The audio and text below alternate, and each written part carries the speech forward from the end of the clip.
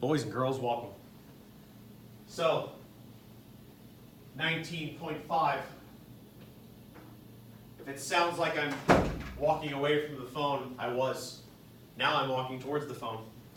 So, funny story. Hi.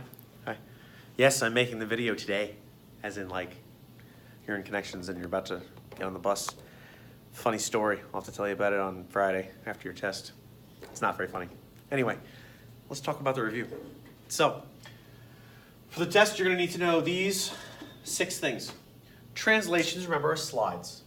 They are directions. Okay, it tells you exactly where to go. So, for example, if I have a point right here, and I say go 4 units right and 2 units down, well, you're going to do exactly that.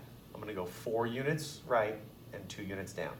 And let's say that was A. That means that now that's A prime. Simple. Sometimes you might see it like this too. X plus 4, y minus 2. Remember that x and plus means right, and y and negative or minus means down. If it was opposite, if this was a minus sign, it would be left 4. And if that was a plus sign, it'd be up 2. Those are translations, boys and girls. Reflections. Mirror images. Okay? So mirror images or flips. Okay? So a reflection, let's say I want to reflect across the y-axis. You want to darken this line in so you know. Now, if I want to reflect that point over that line, well, it's only 1 point away from that line. So I'm going to have to go 1 point to the other side, or 1 line to the other side. So if this was A, this is A prime. Doesn't get any simpler than that, boys and girls. So, reflections. You're only going to have them against axis points, so y or x. Rotations. I will write the rules on the board tomorrow. Rotations are like rotations. Yes, that was a little dance I did. Yes. So rotations. Just remember one thing, and this is a key.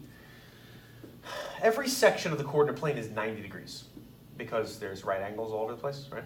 So if you have something in this section, let's say there's a point here, and I want to rotate it 180 degrees, just count 90, 180. It's going to end up in this quadrant. Now, it's not going to be like, oh, it looks like it's there, so it's maybe here. It doesn't work like that. You've got to use the cheat method, which is I'm going to give you those points, or I'm going to give you what they turn into. And you're going to have to use it, because that's how that works. Okay? So if it was here, the point, and I want to go 90 degrees counterclockwise, get it up here. Okay, so 90, 180, 270, back to 360. We don't do 360 though. Okay. Dilations, bigger or smaller, right? That's me being fat and then me being skinny. Okay. So dilation will always have a scale factor, SF. If the scale factor is greater than 1, it gets bigger.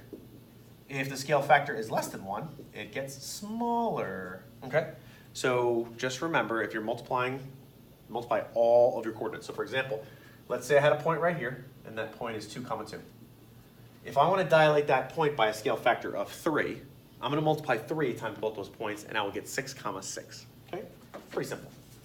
Next, angle types. You need to know the relationships, and that kind of goes into angle rules and triangle rules too. So you need to know that when I have parallel lines, let me go ahead and turn this off. Parallel lines with a transversal, you need to know those angle rules. I'm back. It's okay. I'm here. You need to know those rules. So very quickly, and then we're going to wrap this up. 1 and 7 are alternate exterior. 3 and 5 are alternate interior. 2 and 6 are corresponding. Let's see. 1 and 3 are vertical. 1 and 2 would be adjacent. Now, remember my big idea. If the angles look like they're the same measure, they are, right? So 1 and 3, they're the same measure. 5 and 7, same measure. 4 and 5, not the same measure. That's an obtuse angle, that's an acute. So, if you have something that looks maybe like this,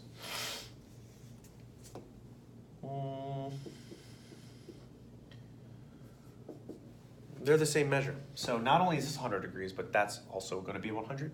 I have to set up an equation, 2x equals 100. I'm solving for x. Okay? Now, if they are not the same measure, and they look something like this, Well, they're adjacent, but adjacent angles are not always the same.